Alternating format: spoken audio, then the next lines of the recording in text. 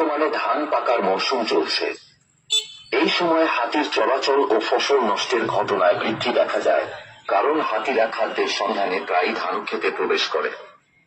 সকল গ্রামবাসীর প্রতি অনুরোধ, কেউ নিজের উদ্যোগে হাতি তাড়ানোর চেষ্টা করবেন না, এতে প্রাণহানির আশঙ্কা রয়েছে। কোথাও হাতির দেখা মিললে বা ধান খেতে প্রবেশ করলে অবিলম্বে বন দপ্তরকে জানান।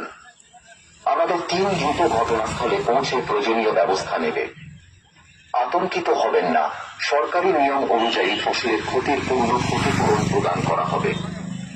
উৎসবের মরশুমে বিশেষ অনুরোধ, বিশেষ করে হাতির চলাচল এলাকায় রাতে বাজি ফাটানো বা অতিরিক্ত শব্দ করা থেকে বিরত থাকুন। মদ্যপ অবস্থায় রাতে বাইরে বেরোবেন না এবং বাড়িতে মদ খোলা অবস্থায় রাখবেন না, কারণ রাতে বাড়ির ভেতরেই থাকুন এবং নিজে ও আশেপাশের মানুষের সুরক্ষার প্রতি সতর্ক থাকুন। আপনাদের সচেতনতা ও সহযোগিতা দুর্ঘটনা এড়াতে এবং মানুষ ও বন্যপ্রাণী উভয়ের সুরক্ষায় সহায়ক হবে।